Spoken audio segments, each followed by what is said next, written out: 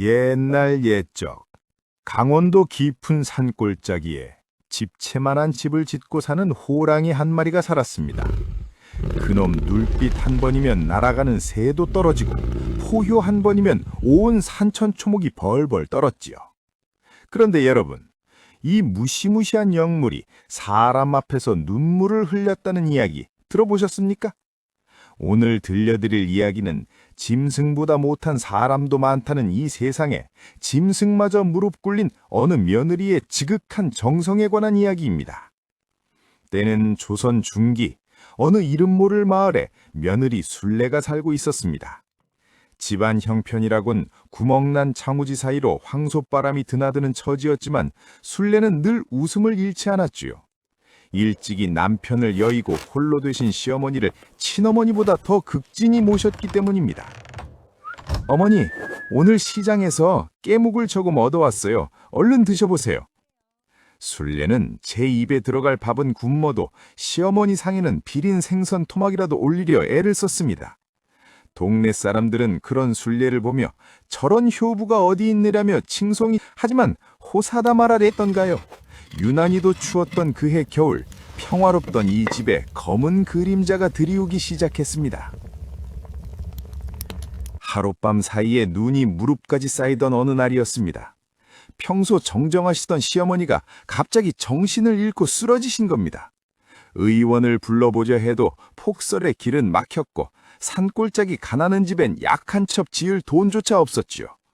순례는 밤낮으로 찬물에 손을 적셔 시어머니의 이마를 닦아내며 기도했습니다. 천지신명이시여, 제 수명을 떼어가셔도 좋으니 우리 어머니만 살려주십시오. 사흘 밤낮을 사경을 헤매던 시어머니가 겨우 눈을 떴을 때 가느다란 목소리로 내뱉은 첫 마디는 이것이었습니다. 애미야, 저 아랫마을 장터 입고 그 뜨끈한 국밥 한 그릇만 먹으면 속이 좀 풀릴 것 같구나. 내 마지막 소원인 것 같아. 그 소리를 들은 순례의 가슴은 무너져 내렸습니다. 아랫마을 장터까지는 험한 고개를 3개나 넘어야 했습니다. 젊은 장정도 대낮에 넘기 힘든 길인데 하물며 해가 지고 눈보라가 치는 이 밤중에 여인네 혼자 그 길을 간다는 건 죽음을 자초하는 일이었지요. 더군다나 그 고개는 호식이 빈번하기로 소문난 범고개였습니다. 하지만 순례는 주저하지 않았습니다. 부엌으로 달려간 낡은 보자기에 빈 그릇 하나를 꽁꽁 싸매 허리춤에 묶었지요. 어머니, 조금만 참으세요. 제가 꼭 뜨끈한 국밥을 받아오겠습니다. 순례는 부들부들 떨리는 다리를 부여잡고 오직 어머니를 살리겠다는 일념 하나로 어둠이 짙게 깔린 눈길 향해 첫 발을 내딛었습니다. 그것이 죽음의 길인지 아니면 기적의 길인지도 모른 채 말입니다. 자, 여러분, 이제 순례 앞에는 사람의 발길이 뚝 끊긴 시커먼 산길이 펼쳐집니다. 과연 이 가냘픈 여인이 굶주린 짐승들이 우글거리는 그 험한 고개를 무사히 넘을 수 있을까요? 마을 너귀를 벗어나자마자 세상은 온통 칠흑 같은 어둠에 잠겼습니다. 순리의 앞을 가로막은 것은 집채만한 눈더미와 살을 퍼고드는 칼바람이었지요. 하지만 순례는 멈출 수 없었습니다. 품속에 넣은 빈 그릇이 식지 않게 꼭 껴안으며 마음속으로 수천 번, 수만 번 시어머니의 함자만 불렀습니다. 어머니, 조금만 기다리세요. 이 고개만 넘으면 국밥집입니다. 하지만 운명은 가혹했습니다. 두 번째 고개인 범고개 중턱에 올랐을 때였습니다. 몰아치던 눈보라가 거짓말처럼 뚝 그치더니 사방이 기분 나쁠 정도로 고요해졌습니다.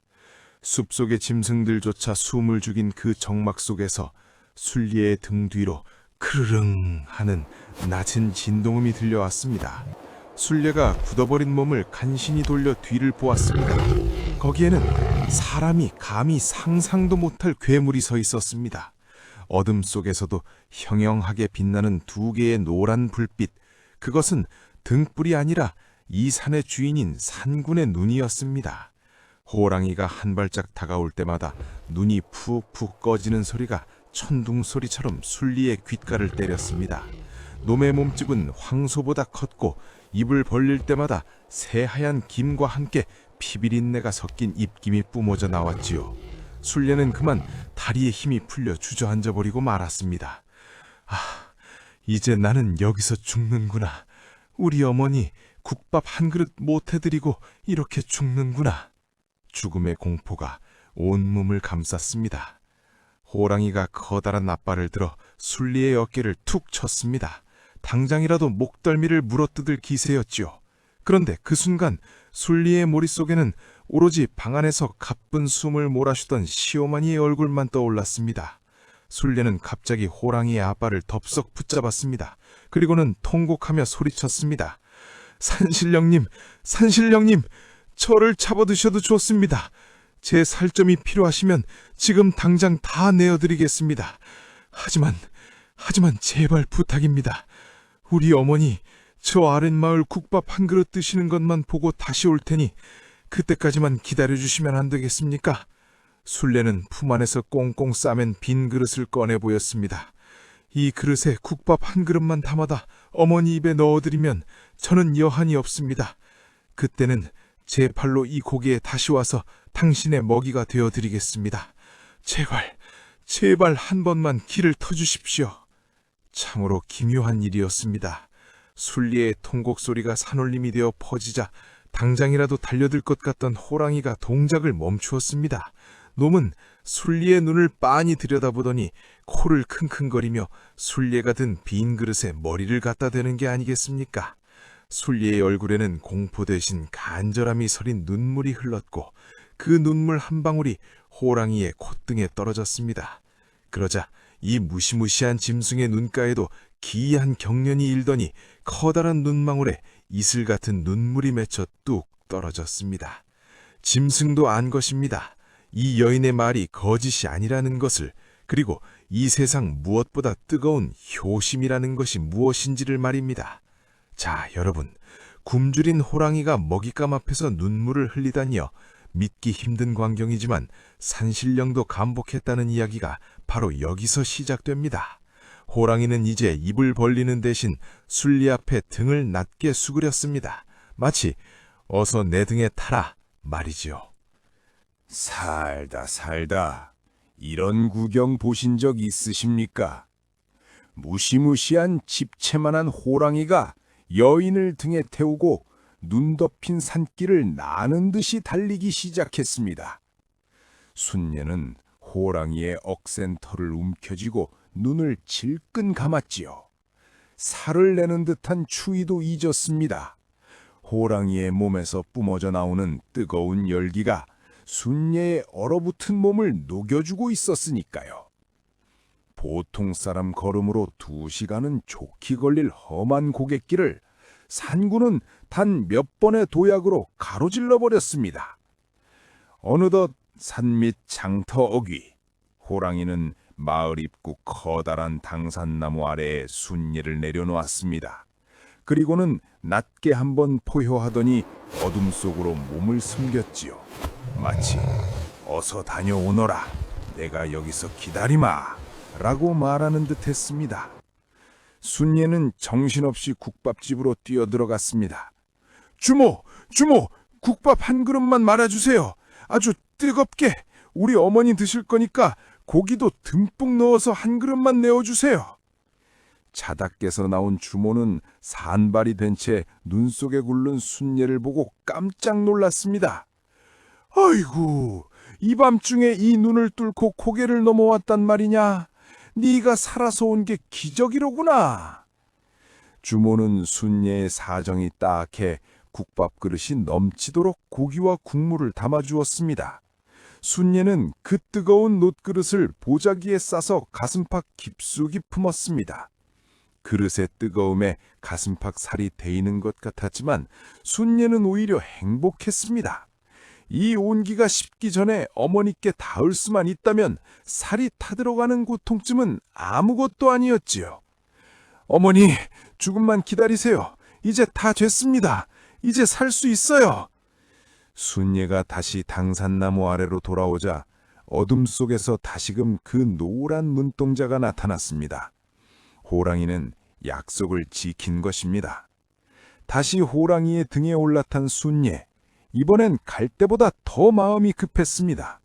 국밥이 식까봐, 국물이 한 방울이라도 셀까봐 온 신경을 집중했지요.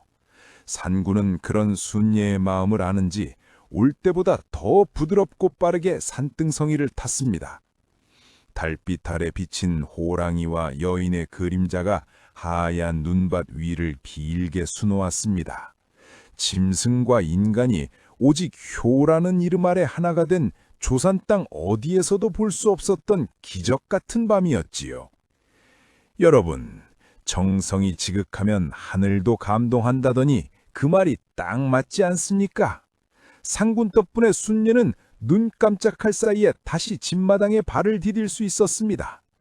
호랑이는 마당 한 구석에 순례를 내려주고는 꼬리를 한번 흔들고는 소리 없이 숲으로 사라졌습니다. 이제 남은 것은 어머니의 입술에 이 뜨거운 국물을 흘려 넣어드리는 일뿐입니다.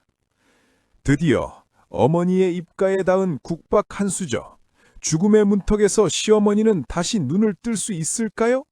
그리고 다음 날 아침 순년의 집마당에는 모두를 경악하게 만든 산군의 선물이 놓여 있었습니다. 호랑이의 등에서 내린 순례는 뒤도 돌아보지 않고 방 안으로 뛰어들어갔습니다.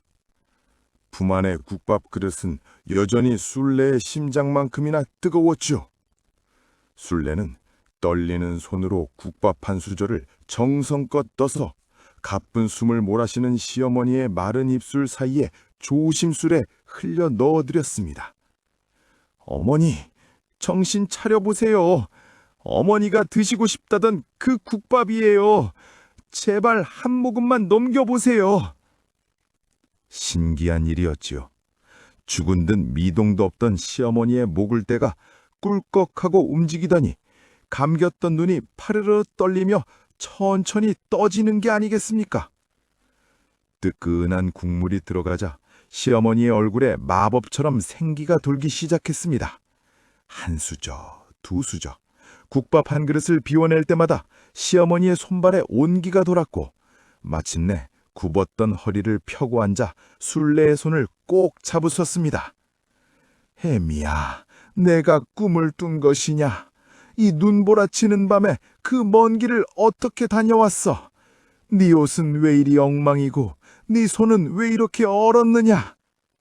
순례는 차마 호랑이를 타고 다녀왔다는 말은 하지 못한 채 그저 시어머니의 품에 안겨 참았던 눈물을 터뜨렸습니다.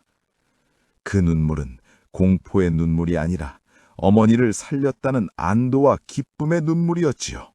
다음 날 아침 눈이 그치고 눈부신 햇살이 마당을 비추었습니다. 기운을 차린 시어머니와 함께 밖으로 나온 순례는 그만 자리에 주저앉고 말았습니다. 마당 한가운데 어젯밤 호랑이가 사라졌던 그 자리에 집채만한 멧돼지 한 마리가 놓여 있었던 것입니다. 짐승의 목에는 이빨 자국 하나 없이 깨끗했습니다. 산군이 순례의 효심에 감복해 약해진 시어머니의 기운을 보충하라고 산에 보물을 물어다 놓은 것이지요. 그 옆에는 호랑이의 커다란 발자국 하나가 깊게 찍혀 있었습니다. 마치 이것으로 어머니를 잘 모셔라 하는 마지막 인사처럼 말입니다. 이 소문은 바람을 타고 고을 사또의 귀에까지 들어갔습니다. 사또는 짐승도 감동시킨 효심이라면 나라에서 기려자 마땅하다며 순례에게 큰 상을 내리고 마을 입구에 효부문을 사워주었습니다. 그 후로도 순례는 시어머니를 모시고 오래도록 행복하게 살았다고 합니다. 사람들은 그 고개를 더 이상 무서운 범고개라 부르지 않고 효심이 깃든 효부고개라 부르며 지나는 이들마다 순례의 이야기를 나누었지요. 여러분, 오늘 이야기 어떻게 들으셨습니까? 요즘 세상에 부모 모시는 게 힘들다, 귀찮다 하는 말들도 참 많지요. 하지만 말 못하는 짐승조차 부모를 향한 그 뜨거운 마음에는 눈물을 흘리고 기를 터주었습니다. 가장 가까운 내 부모님께 오늘 따뜻한 말 한마디 혹은 뜨끈한 국밥 한 그릇 대접해드리는 건 어떨까요? 산군이 지켜준 그 길은 어쩌면 우리 마음속에 늘 있는 길일지도 모릅니다. 오늘 준비한 조선야담은 여기까지입니다. 재미있게 들으셨다면 구독과 좋아요 부탁드리고 여러분의 소중한 부모님 이야기도 댓글로 남겨주세요. 저는 더 가슴 뭉클한 이야기로 다시 찾아뵙겠습니다. 시청해 주셔서 감사합니다.